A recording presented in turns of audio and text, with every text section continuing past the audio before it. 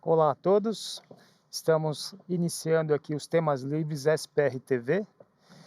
Dando continuidade então, nós teremos a primeira apresentação, First Trimester Screening for Fetal Growth Restriction and Adverse Maternal and Perinatal Outcomes, que será apresentado pelo Dr. Alberto Borges Peixoto, que representa a CEIB Medicina Diagnóstica de Uberaba, Minas Gerais, a Universidade de Uberaba, também em Minas, e a Universidade Federal do Triângulo Mineiro, na mesma cidade, Uberaba. Nós teremos aqui como moderadores eu, a doutora Patrícia Prando e a doutora Fernanda Del Campo, né? Então eu vou pedir para o doutor Alberto iniciar a sua apresentação. Muito obrigado, Sérgio. Então, hoje eu vou apresentar o trabalho Rastreamento no primeiro trimestre para restrição de crescimento fetal e desfechos maternos e perinatais adversos. A restrição de crescimento não está passando.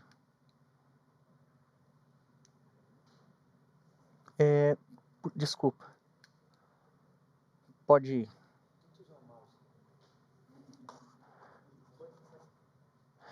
Eu não tenho nenhum conflito de interesses em relação à apresentação deste trabalho.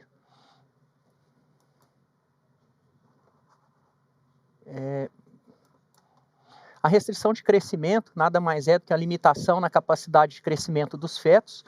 É uma condição frequente, responsável por uma elevada taxa de morbidade, mortalidade e de nascimentos pré-termos antes de 34 semanas. O problema da restrição de crescimento não se encerra no período neonatal. Os problemas também se estendem para o período da infância e até mesmo durante a fase adulta do indivíduo, com maior taxa de obesidade, hipertensão arterial e diabetes tipo 2 entre os indivíduos. Dessa forma, é muito importante uma investigação apropriada, pois essa investigação permite um planejamento do momento adequado do parto, melhora os resultados perinatais e, com isso, reduz a taxa de óbito fetal. E essa investigação ela pode iniciar durante o primeiro trimestre, ali entre 11 e 13 semanas e 6 dias, com o rastreamento de primeiro trimestre, que envolve a avaliação clínica materna, da história clínica, da medida da pressão arterial, da pesquisa de alguns marcadores bioquímicos e do Doppler das artérias uterinas. Todas essas informações são, então, lançadas em um complexo algoritmo que, graças a modelos de predição já validados na literatura, vão nos permitir selecionar aquelas pacientes de alto risco e de baixo risco para restrição de crescimento. Neste auxílio, existem algumas plataformas que nos oferecem condições de fazer esse cálculo de risco. Uma delas é essa gratuita, oferecida pela Fetal Medicine Foundation, que pode ser encontrado nesse endereço eletrônico. Os objetivos do nosso trabalho foram avaliar a associação entre o rastreamento do primeiro trimestre para restrição de crescimento fetal e os desfechos maternos e perinatais adversos. Nosso trabalho foi aprovado pelo Comitê de Ética em Pesquisa da Universidade de Uberaba. Esse estudo é um estudo coorte retrospectivo que utilizou dados de um banco de dados do Astraia e de prontuários eletrônicos do Hospital Mário Palmério da Universidade de Uberaba. As pacientes selecionadas foram submetidas, divididas em dois grupos. Um grupo 1 foram aquelas gestantes não submetidas ao rastreamento de primeiro trimestre, e um grupo 2 foram aquelas submetidas ao rastreamento de primeiro trimestre para restrição de crescimento e também pré-eclâmpsia. Do rastreamento, nós utilizamos os dados contidos na história clínica materna, da medida da pressão arterial e do Doppler das artérias uterinas. E as pacientes elas foram classificadas de alto risco quando o risco ajustado foi maior ou igual a 1 para 155 e de baixo risco quando esse risco menor do que 1 para 155. Para análise dos dados, foi utilizado uma regressão logística binária para cálculo da razão de chance, e posteriormente, num segundo momento, utilizamos uma regressão logística binária do tipo stepwise, controlada pela idade materna, histórico de hipertensão arterial crônica e diabetes prévio para ajuste do modelo. Foram selecionados 1.114 casos, essas 1.114 gestantes foram separadas em um grupo que não foi submetido ao rastreamento, foi um total de 499 gestantes, e um segundo grupo foram aquelas submetidas ao rastreamento, um total de 615 gestantes. Aquelas submetidas ao rastreamento, então, foram subdivididas em alto risco para restrição de crescimento, 159 casos, e baixo risco para restrição de crescimento, 456 casos. Aquelas pacientes, então, rastreadas, a gente ainda subdividiu novamente entre as que usaram aspirina e as que não usaram aspirina. Nessa tabela, nós temos a avaliação da associação entre o rastreamento e o não rastreamento para restrição de crescimento fetal e os desfechos adversos maternos e perinatais. Podemos observar que as pacientes que foram submetidas ao rastreamento de primeiro trimestre, elas apresentaram uma menor razão de chance para o desenvolvimento de hipertensão gestacional e uma menor razão de chance também para o desenvolvimento de trabalho de parto pré-termo espontâneo antes de 37 semanas.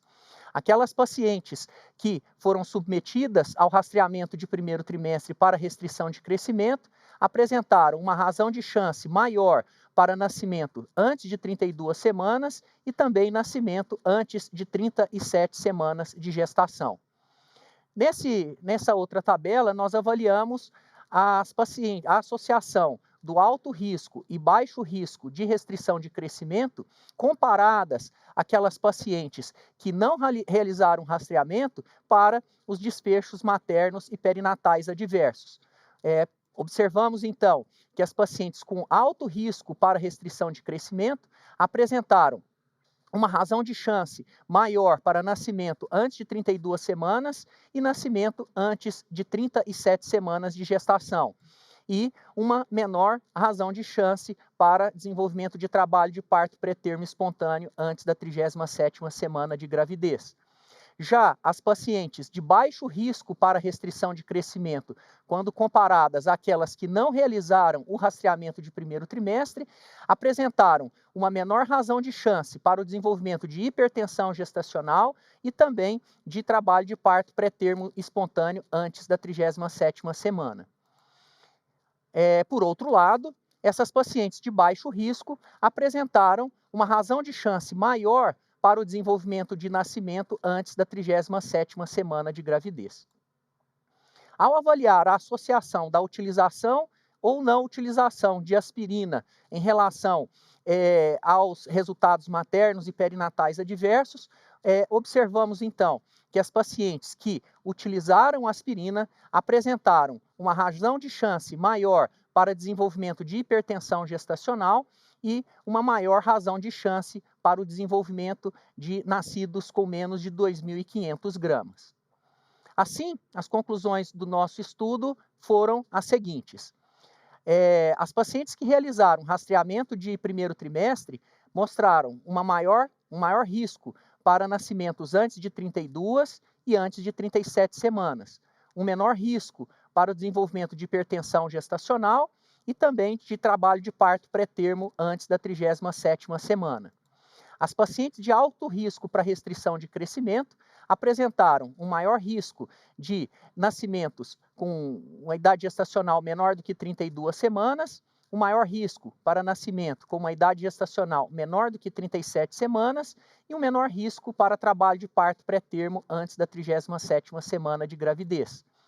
Aquelas de baixo risco para restrição de crescimento apresentaram um maior risco para nascimento antes de 37 semanas e um menor risco de desenvolvimento de hipertensão gestacional e trabalho de parto pré-termo antes da 37ª semana de gravidez. Em relação ao uso da aspirina, observamos que a utilização de aspirina mostrou um maior risco para desenvolvimento de hipertensão gestacional e um maior risco para nascimentos com menos de 2.500 gramas. É isso. Muito obrigado. Parabéns pela apresentação, Alberto. Obrigado. Agora eu vou passar a palavra ao Dr. Heron Werner Júnior e ao Dr. Maurício Saito para fazer os comentários a respeito do seu trabalho. Parabéns, Alberto, e a toda a equipe que fez o trabalho. né, e esse trabalho corrobora muito o que a literatura já mostra, né, o poder desse screening de rastreamento, né, o Uhum. desfecho perinatal. Eh, A gente tem plataformas, tipo o Astraia, com a Fetal Medicine Foundation, você tem plataformas com o pessoal de Barcelona. Existe algum estudo, assim, comparando esses modelos de cálculo de risco? Você já viu algum estudo comparando esses modelos? Não. Que Não, todos, assim, me é parece bem com a performance muito bem boa, parecida, né? mas, assim, eu nunca vi algo comparando, até mesmo para indicar para as pessoas, porque são modelos gratuitos, né, que Uhum. você pode usar. Eu também, Heron, nunca vi nenhum estudo comparando o modelo da Fetal Medicine Foundation com o modelo de Barcelona. Uhum, Existem outros, acho que tem um alemão também uhum.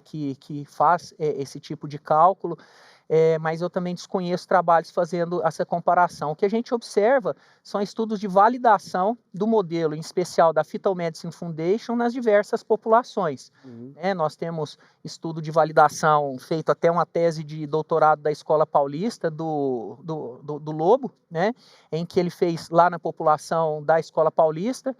Tem um estudo que está sendo feito, é uma tese de doutorado lá da Universidade de São Paulo, da USP de Ribeirão Preto, que quem está até tá coordenando é o Fabrício, né, que envolve vários centros do Brasil, para tentar validar o modelo de rastreamento de primeiro trimestre da Fetal Medicine Foundation no Brasil.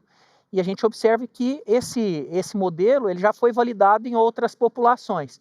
A gente espera que esse estudo lá de Ribeirão, que é maior do que o do Lobo, do Guilherme Lobo, venha também validar todos esses dados, né, todo esse algoritmo aqui na nossa população.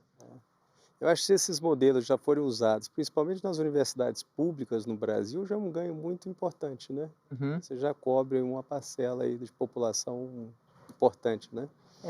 Hoje em dia, a gente infelizmente não tem no Brasil, né, uma política pública de rastreamento de primeiro trimestre, seja para pré-eclâmpsia, restrição, cromossomopatias. Acho que é isso que acho que nós, né, como professores, médicos, a gente devia, né, capitanear talvez isso junto aos gestores de saúde, né, em especial para a pré-eclâmpsia, né, que é uma condição extremamente frequente e com taxas de mortalidade elevadas em todo o nosso país, para poder começar a colocar isso como algo direcionado, recomendado não só pelas sociedades, para não ser feito só nas escolas e em clínicas privadas, mas como também para toda a população, Uhum. né? Maurício? Roberto, parabéns pelo trabalho. Nós temos as mesmas conclusões aí que o professor Heron passou.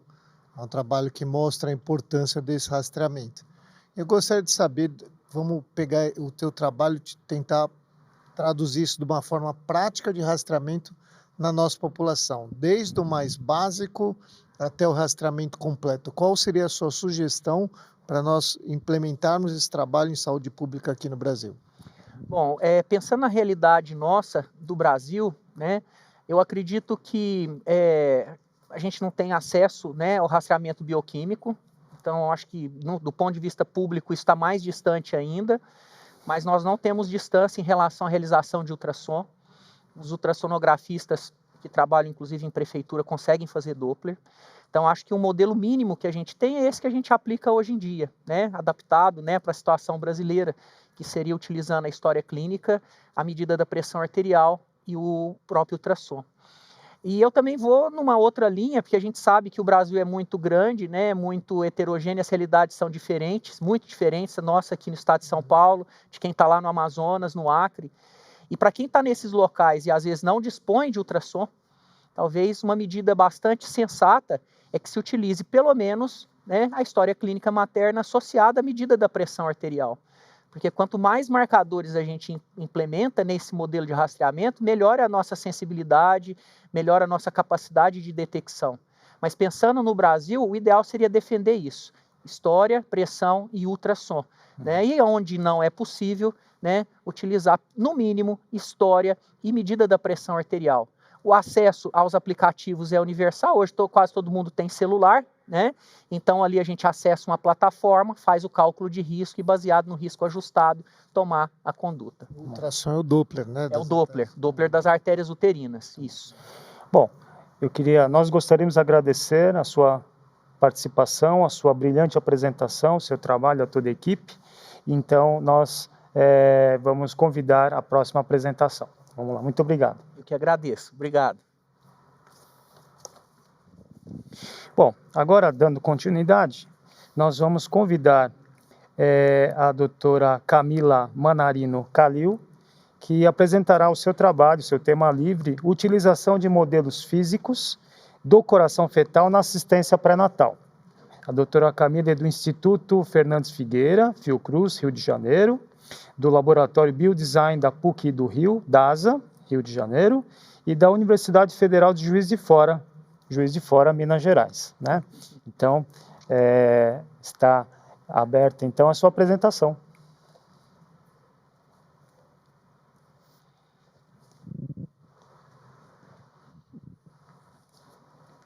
Boa tarde a todos. Eu vou apresentar sobre o impacto da utilização de modelos físicos do coração fetal na assistência pré-natal. Gostaria de, primeiramente, agradecer a todos os participantes da pesquisa, em especial o Dr. Heron, que está aqui nessa mesa. E nós sabemos que entre as malformações congênitas, as cardiopatias congênitas, elas estão entre aquelas de maior prevalência. E o objetivo do nosso estudo é ampliar a comunicação e interação médico-paciente no contexto de diagnóstico e tratamento de cardiopatias congênitas fetais por meio da utilização de modelos físicos tridimensionais. Então, nós utilizamos modelos 3D do coração fetal para facilitar a comunicação médico-paciente. Entre as vantagens, nós temos a redução da abstração de informações médicas. Dentro do estudo, participaram gestantes, tanto da rede pública quanto privada, e nós percebíamos que muitas não sabiam nem como era o coração, a anatomia normal de um coração. E quando elas recebem esse diagnóstico, por meio do modelo, elas conseguem ter uma ideia melhor do que está acontecendo com o seu bebê. Auxilia na identificação precisa de malformações congênitas, e contribui para diagnósticos mais claros e condutas clínicas assertivas. E qual que é a relevância acadêmica e social? Para gestantes, amplia a compreensão sobre a saúde fetal, reduzindo a ansiedade, fortalece o vínculo emocional mãe-feto e incentiva a participação ativa no pré-natal. Também é uma ferramenta educacional para profissionais de saúde, promove atendimento humanizado e comunicação empática e tem um impacto positivo no planejamento terapêutico e tomada de decisões. Então, nós temos aqui uma imagem, né, de um dos modelos utilizados, da tetralogia de Fallot, e esse é um modelo em escala real, do tamanho do coração do feto. Essas são as imagens de algumas gestantes, elas assinaram o termo de imagem, e essas são as instituições que participaram. Como metodologia, as gestantes realizaram uma ultrassonografia fetal, mais especificamente, né, o ecocardiograma fetal, e as imagens foram reconstruídas utilizando o software Slicer para a criação de modelos, que é essa imagem que nós temos. A partir desse modelo, esse modelo foi impresso numa impressora 3D, e eles foram apresentados às gestantes, permitindo uma visualização mais detalhada da anatomia fetal. E depois, na verdade, antes de apresentar esses modelos para as gestantes e depois da apresentação desses modelos, elas responderam um questionário semi-estruturado. Aqui nós temos algumas fotos, né, da impressão desses modelos. E essa última imagem é a comparação entre dois modelos, um em tamanho real, que era o tamanho do coração do feto, e outro em tamanho aumentado, uma escala de 5 vezes maior para facilitar a visualização.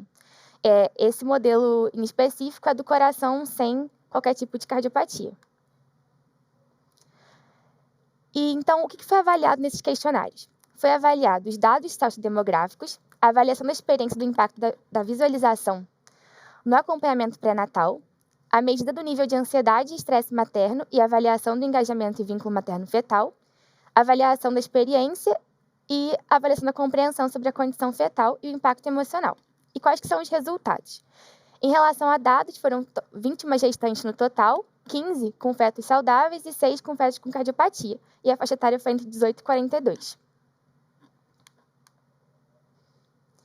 Entre as gestantes com fetos com cardiopatia congênita, que foram 6, 100% indicaram uma compreensão mais clara da malformação cardíaca. 66% mostraram que redução da ansiedade e descreveram sentir-se mais seguras e livres de dúvidas. 95,2% relataram maior clareza sobre a condição cardíaca do bebê após interagir com modelos 3D. E 2/3 das mães de fetos com um CHD sentiram redução da ansiedade e maior segurança. Sobre as gestantes com fetos sem cardiopatia, 93,3% relataram que os modelos 3D ajudaram a compreender a estrutura e o funcionamento do coração do bebê. 100% recomendariam o uso de modelos 3D como ferramenta de aprendizado para outras gestantes. 2/3 afirmaram que todas as dúvidas foram sanadas após a visualização dos modelos 3D. 93,3% descreveram que o modelo foi mais útil do que a imagem do computador para compreender a estrutura e o funcionamento do coração.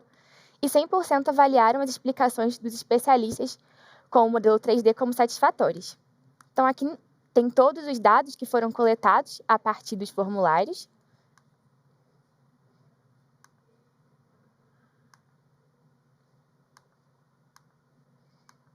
Que nós já focamos anteriormente nos mais relevantes. E quais que foram os impactos, né? Com as gestantes com fetos com cardiopatia congênita, elas relataram um maior vínculo emocional, que a experiência tátil fortaleceu a conexão materno-fetal, que os modelos 3D ajudaram a reduzir barreiras na comunicação, promovendo um processo de decisão mais colaborativo entre médicos e gestantes. Então, elas afirmaram que elas conseguiram tomar decisões mais conscientes sobre o futuro, né, sobre os procedimentos que aconteceriam principalmente após o parto, porque nós sabemos que muitas dessas condições elas acabam precisando de intervenções após o parto. E as participantes demonstraram mais confiança para discutir opções médicas e as mães de fetos com CHD se sentiram mais empoderadas nas decisões sobre o tratamento. Então, as conclusões que nós podemos chegar a partir do estudo é que a integração de modelos do coração fetal no cuidado pré-natal melhora significativamente a educação e compreensão do paciente, além do suporte emocional. As mulheres grávidas se sentiam mais seguras em entender a condição do feto e eram mais capazes de tomar decisões informadas sobre o tratamento médico. Só uma questão em relação a esse suporte emocional, uma coisa que chamou muita atenção na hora que elas estavam vendo os modelos foi como era pequeno o coração do bebê. E isso a gente via que impactava até a forma como elas olhavam a doença.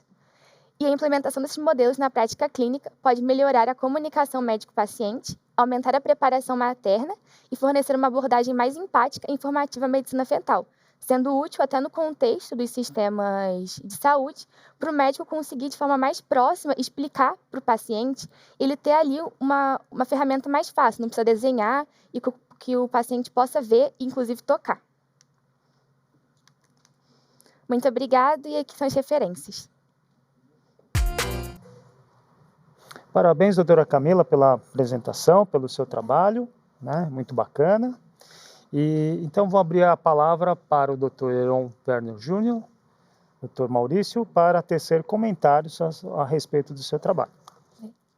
Bom, parabéns, Camila. Eu tenho conflito de interesse, né? Mas eu acho que esse trabalho interessante, ele vai muito no sentido da inclusão, do uso da imagem médica para a inclusão, né? Então, nosso objetivo ali era qual é a dificuldade do médico que faz o ecocardiograma fetal numa unidade pública, que nós estamos trabalhando ali na unidade da Fiocruz, então pública numa população que tem um nível, às vezes, para um entendimento mais difícil, tudo.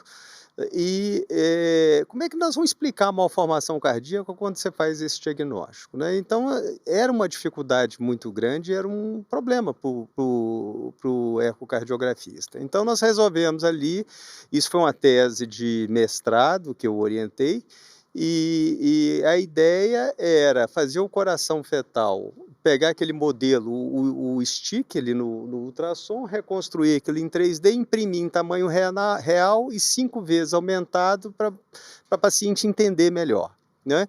Então, o tamanho real do coração, para ela ver que o coração é muito pequeno, né? Então nós estamos analisando ali uma estrutura muito pequena, um órgão muito pequeno, e de outro lado, 5 vezes aumentado, e aí nós usamos uma impressora de filamento, que é uma impressora com custo muito baixo, para explicar para a paciente a patologia real, né?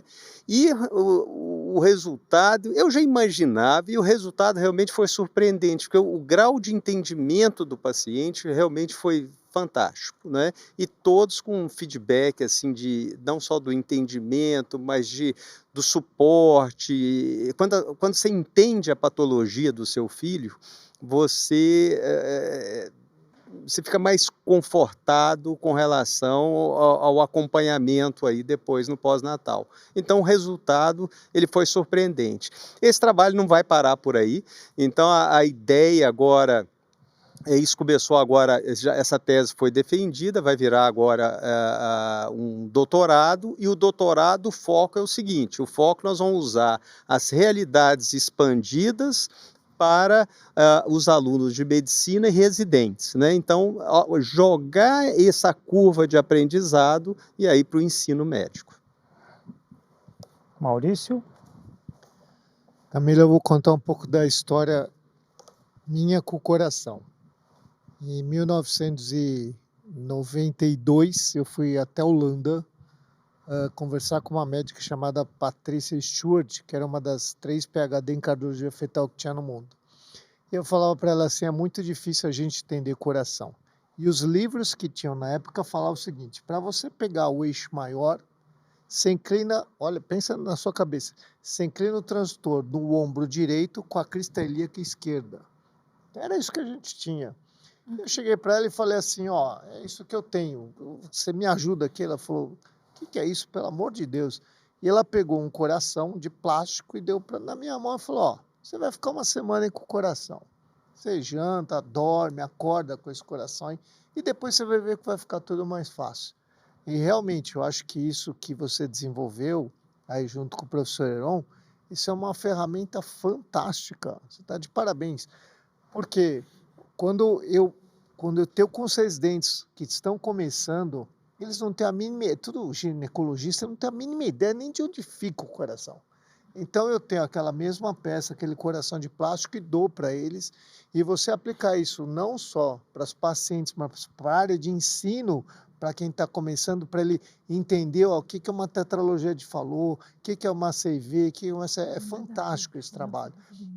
Tive agora, ano passado, em Curitiba, e tem um professor no Hospital Pequeno Príncipe, que ele guarda uma série de peças de malformações cardíacas.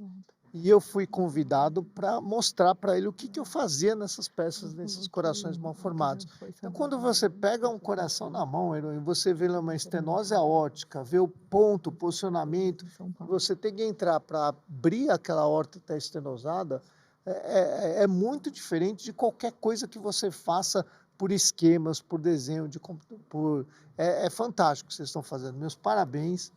Obrigada. Eu achei esse trabalho seu fantástico, não só para a parte de ensino, para a parte terapêutica. Então, ele tem uma aplicabilidade universal aí, não só para os pacientes, e como para quem está estudando, até mesmo para a gente que vai fazer as cirurgias. Parabéns, excelente. Muito obrigada. Camila, 30 segundos para você tecer comentários a respeito da nossa discussão. Uma coisa muito interessante que até o Dr. Heron falou, que é muito mais mesmo do que só a compreensão. Você vê o rosto da gestante depois que ela recebe esse modelo, a emoção. Algumas chegaram a chorar. E teve uma gestante que ela já tinha ido, se eu não me engano, mais 5 vezes fazer exame. E ela começou a chorar, que dava para ver que ela realmente entendeu. E ela realmente agora sabia o que estava acontecendo. Então, eu acho que é isso de muito bonito no trabalho, que além de elas entenderem mais, elas se sentem mais conectadas com os bebês e conseguem saber melhor o que vai acontecer com eles. Muito bom. Então, parabéns. E nós vamos convocar a apresentação do próximo tema livre. Chamo novamente a doutora Camila Manarino Calil, que agora apresentará um tema livre a respeito da aplicação de impressões em tecnologias tridimensionais na análise estrutural e diagnóstica em ginecologia. A doutora Camila representa o Biodesign PUC-DASA, do Rio de Janeiro, o Instituto Fernandes Figueira, também do Rio, e é isso aí. Então, à vontade para fazer a sua apresentação. Obrigada a todos. Vou apresentar sobre a aplicação de impressões em tecnologias tridimensionais na análise estrutural e diagnóstica em ginecologia. Eu não tenho conflito de interesse e gostaria de agradecer a todos os participantes. As representações tridimensionais da anatomia microscópica, elas são uma busca antiga das ciências humanas. Aqui eu trouxe algumas fotos do metaverso, que é como se fosse o cúmulo, né? Que o máximo que a gente consegue chegar a partir dessas representações tridimensionais. Nós sabemos que as técnicas microscópicas tradicionais apresentam diversas limitações na representação real das amostras, incluindo fraturas e deslizamentos dos tecidos, causados durante o processamento técnico. E a ultrassonografia ela vai contribuir com esses dados de forma não invasiva, ampliando o potencial de análise morfológica em alta resolução e, complementarmente, a microtomografia ela vai possibilitar a reconstrução 3D de espécimes em escala microscópica, revelando as relações espaciais entre os tecidos sem os artefatos de fricção típicos das técnicas convencionais, sendo uma técnica não destrutiva em que a peça pode ser utilizada posteriormente para processos de micropatologia.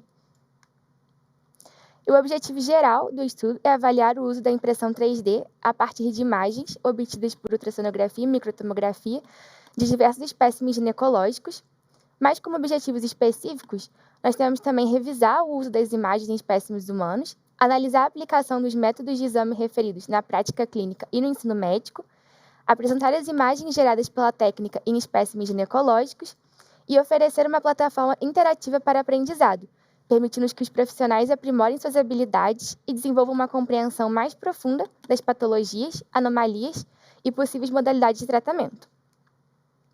Com a metodologia, a gente utilizou essas imagens médicas não invasivas, derivadas de exames médicos, como, por exemplo, a ultrassonografia micro-CT, e elas servem de base, a partir delas, que são criados os modelos físicos.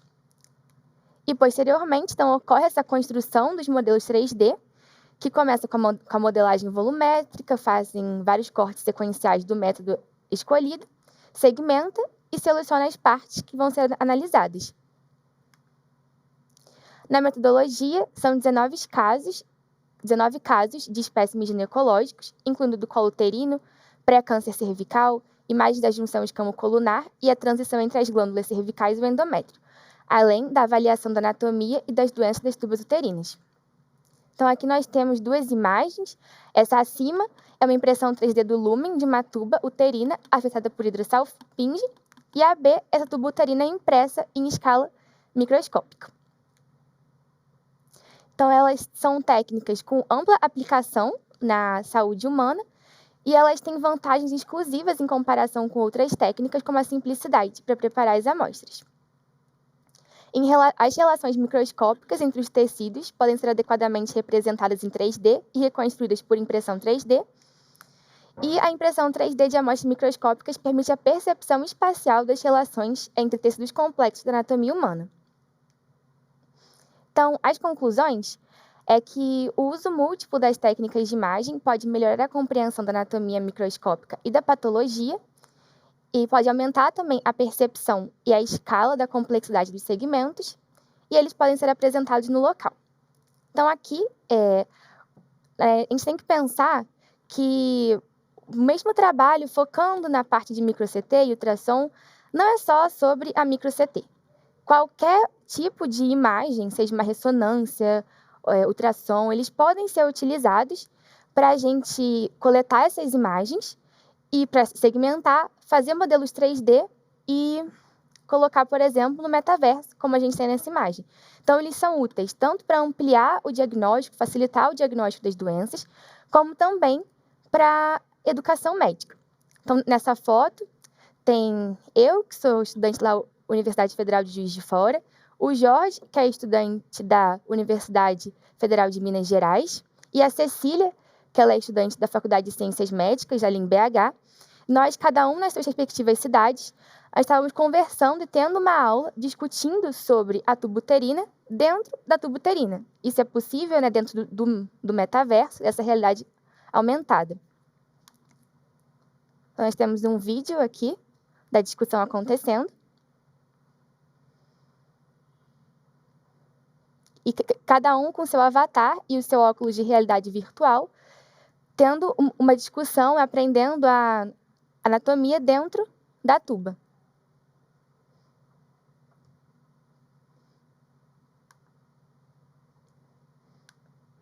Aqui é um outro vídeo de uma discussão do Dr. Heron, também dentro da tubuterina.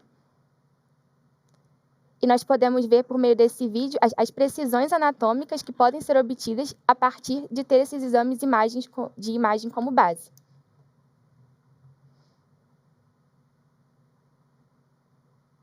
Então, isso permite que amplie muito a educação médica, porque pessoas em locais diferentes, de vários locais do mundo, eles podem se reunir em um mesmo lugar, estando ali dentro de uma estrutura anatômica, para conseguir discutir um determinado caso, discutir a anatomia e até se aprofundar em determinado caso, facilitar cirurgias e facilitar o diagnóstico.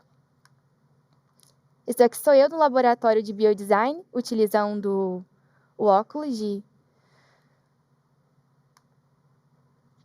Novamente, nós temos a representação em 3D dentro do metaverso.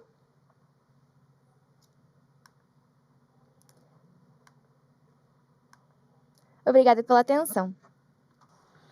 Doutora Camila, parabéns pela apresentação.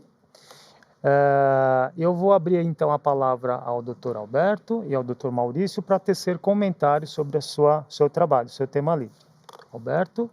Camila, então, parabéns pelo magnífico trabalho, os trabalhos que o professor Heron e vocês têm feito, né, nesse campo, né, tem revolucionado bastante, né, o nosso meio, em especial a ginecologia e obstetrícia, que é a nossa área de atuação. E eu aqui aprendi com você hoje, porque a gente está acostumado, né, a ver esses trabalhos do professor Heron, utilizando a ultrassonografia e utilizando também a ressonância magnética na reconstrução desses modelos e também nessa interação por meio do metaverso. Mas na hora que eu vi a metodologia do seu estudo falando em microtomografia, né, eu fiquei espantado. Ou seja, a riqueza de detalhes que pode ser, né, trazido para a gente, modificando às vezes o método de imagem para estudar uma determinada região, um determinado órgão do nosso tecido é muito grande. E na hora que você mostra ali aquelas duas imagens da trompa reconstruída pelo ultrassom e depois da trompa reconstruída pela microtomografia, a gente começa a perceber o quão isso é rico, né? Então, eu só tenho a agradecer, né, todo o trabalho que o professor Heron tem feito, né, tanto de ensinamento e linhas, né, de estudo e de pesquisa que tem aberto.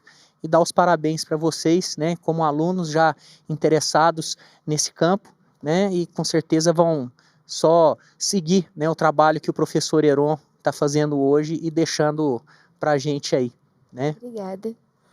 Maurício. Parabéns, Camila. Excelente apresentação. Nós conseguimos identificar aonde que a medicina pode ir. Né? Então, você pega uma estrutura do coração, né, de 12 semanas, tem o tamanho do grão de milho. Aí você imagina uma estrutura de uma trompa que a gente mal vê no ultrassom. Antigamente a trompa era uma coisa que a gente não via. E quando via estava escrito, se você identificar a trompa, ela tem problema. E hoje a gente vê que não é exatamente isso. A qualidade da imagem ultrassonográfica, né, você entrar dentro de uma tuba uterina e conseguir determinar quais as intercorrências que aquela tuba tem. Né? Isso serve, obviamente, para toda a parte ginecológica. Né? Então, a gente tem uma série de anomalias. Hoje, a endometriose está muito em foco. Tá?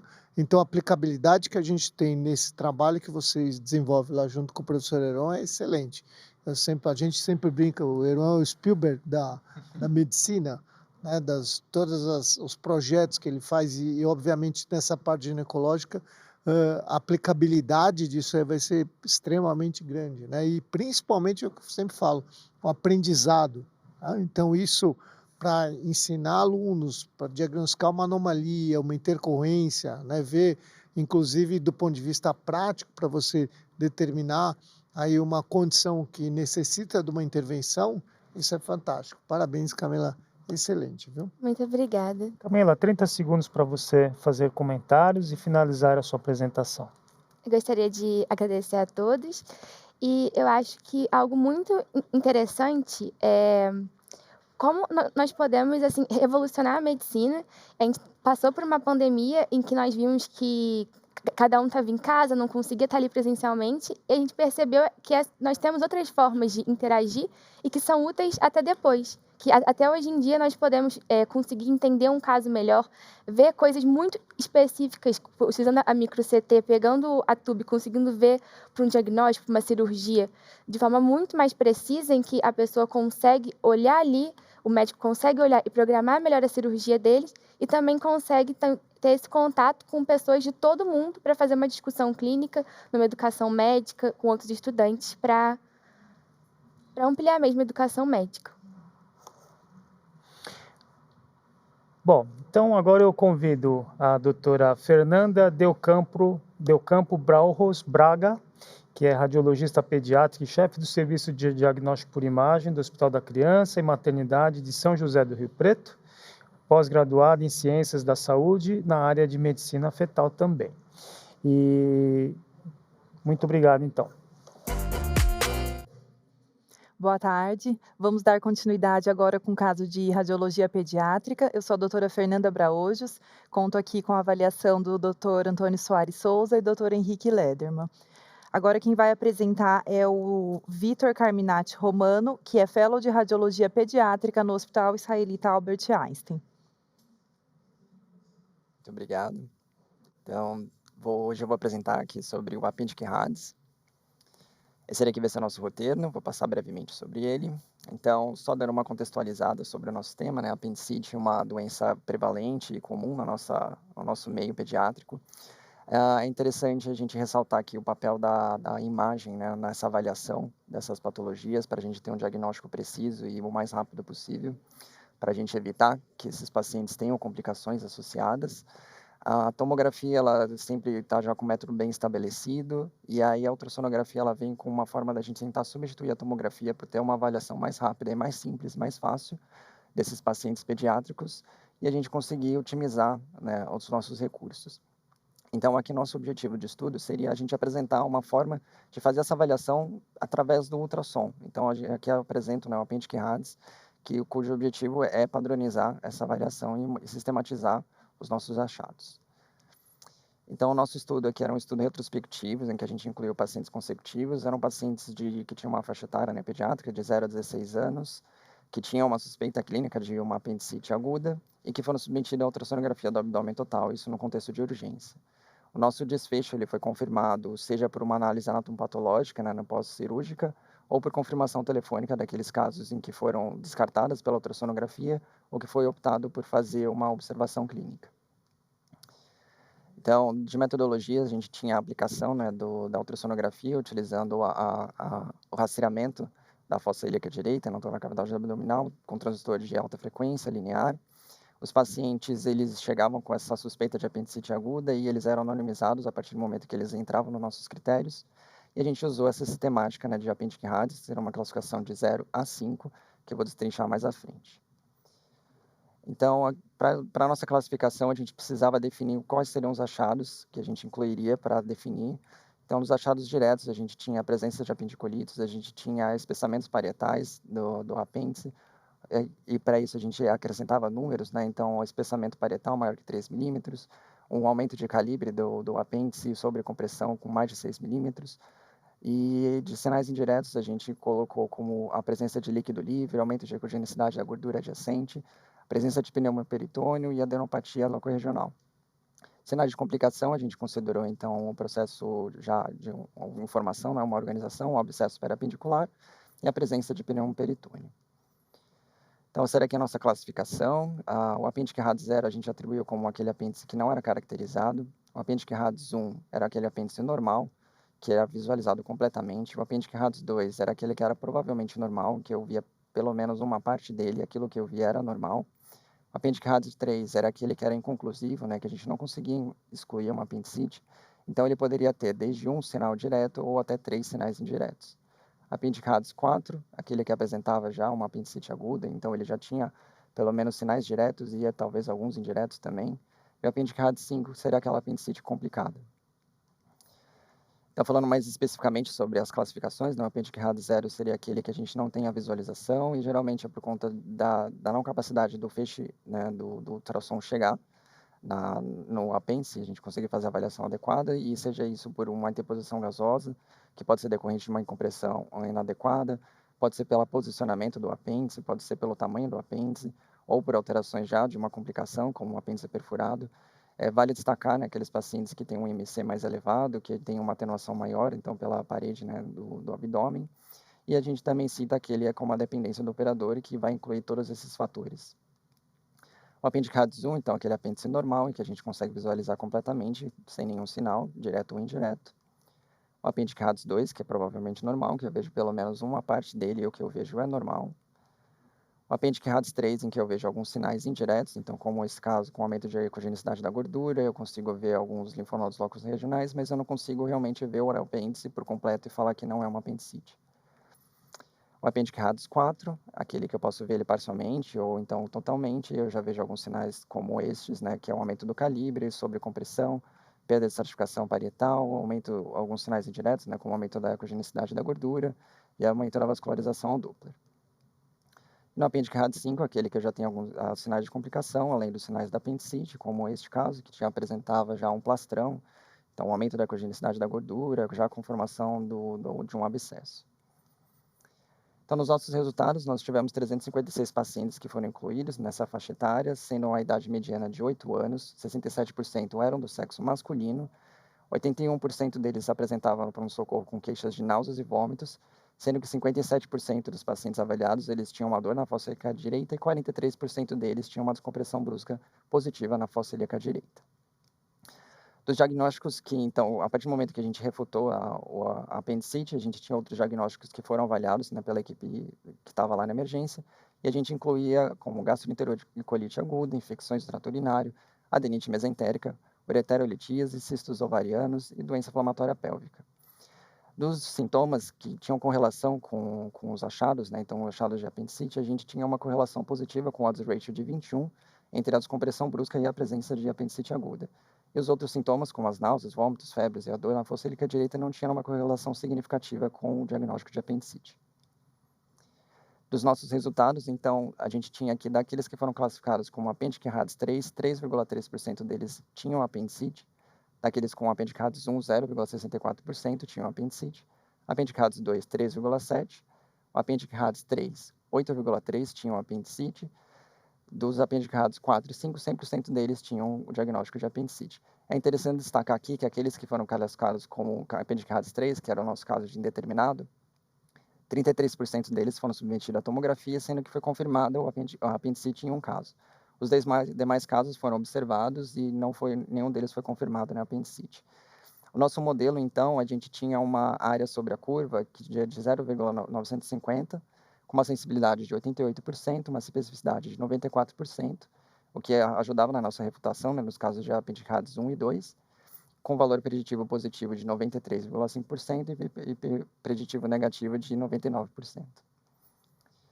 Então, trago aqui uma breve discussão, que o papel da imagem, né, nessa avaliação, principalmente da ultrassonografia, ela é essencial, e a gente tem que os nossos resultados eles estavam de acordo com a literatura, então a nossa taxa de visualização de apêndice estava em torno de 66%, que era o que é encontrado na literatura, e isso ajuda a corroborar os nossos dados que a gente tem de procurar de tentar fazer essa validação da ultrassonografia como método diagnóstico. Então, apesar disso, a gente tinha, né, uma alta sensibilidade, especificidade com um bom valor preditivo positivo que sustentava a tomada de decisão com base nesse modelo. A gente tinha aqui os casos de apêndice RADS 1, eles já são refutados, então a gente poderia ter uma conduta de alta ou observação clínica do paciente. E é importante, apesar de não ter uma distinção entre a quantidade de casos confirmados, né, de apendicite do apêndice RADS 1 e 2, é importante a gente ter esse degrau para a gente ter uma tomada de decisão. Então, a partir do momento que eu consigo ter uma classificação de apêndice RADS 2, isso me permite ainda invadir um pouquinho mais o paciente e, no caso de dúvida, de acordo com a clínica, eu consegui fazer uma avaliação com uma tomografia, por exemplo. Então, isso aqui é só para a gente fazer um desfecho. Então, os nossos objetivos era da gente introduzir esse parâmetro, né, de fazer uma sistematização e padronização. E as nossas funcionalidades seriam a gente ter essa facilidade, né, de aplicação desse método, com resultados bons, né, na nossa amostragem, e a gente tem uma perspectiva aí de fazer novas validações com umas amostras maiores em mais centros. Era isso, muito obrigado. Obrigada, Vitor. Excelente apresentação. Agora eu conto com os comentários do professor Dr. Antônio Soares Souza. Parabéns, Vitor. É um trabalho realmente importante, uma revisão muito grande, um protocolo extremamente adequado. Eu acho que nós que trabalhamos em emergência, apendicite aguda às vezes se torna um pouco desafiador, principalmente porque o ultrassom é muito operador dependente. Estava até conversando com a Fernanda, o BC tentou montar isso no Texas Tube que eles tinham, mas eu não achava o apêndice, eles têm um perfil de trabalho diferente do nosso.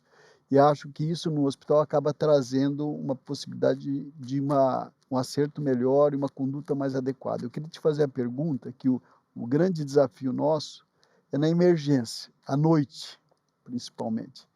E que é até questionável se deveria ser abordado um paciente à noite e se esperar de manhã, porque às vezes esse diagnóstico não é correto. Vocês conseguiram fazer um treinamento adequado nessas pessoas, nesses ultrassonografistas, para que nós tivéssemos uma mesma performance e avaliação desses ultrassonografistas? Muito obrigado pela pergunta. E sim, então todos os plantonistas, né, considerando, né, o contexto do plantão noturno, eles foram treinados.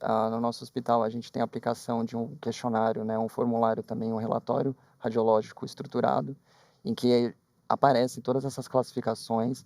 Isso já ajuda eles a relembrarem, mas a todo momento a gente tenta fazer retreinamentos de acordo com a equipe que está sendo trocada. E como a gente não tem só um plantonista, né, a gente tem mais de um, a gente sempre prioriza para aqueles casos que realmente tem suspeita de pegar a pessoa mais sênior para estar ali e poder fazer esse exame. Obrigado. Obrigada. Passa a palavra para o professor Henrique Lederman. Eu tenho 7 segundos. 6. Parabéns, eu acho que a classificação ela ajuda todos os ultrassonografistas a darem um relatório muito semelhante. Isso ensina o cirurgião a tentar confiar. Eu vi que no seu trabalho vocês tiveram várias tomografias para confirmar, e o 3 com a associação do clínico, do exame físico para melhorar. Então vocês estão de parabéns, é um trabalho bom para todo mundo. Eu acho que para o radiologista geral, é uma boa programação, porque todo mundo aprendeu BIRADS, mesmos números, todo mundo aprendeu TIRADS, mesmo número, agora nós temos a PNRAD, tem o fígado RAD, e ficou tudo padronizado, que eu acho que é muito bom para a turma poder usar como uma padronização. Vocês estão de parabéns. Obrigado. Muito obrigada. A gente encerra agora esse bloco da tarde. Obrigada a todos.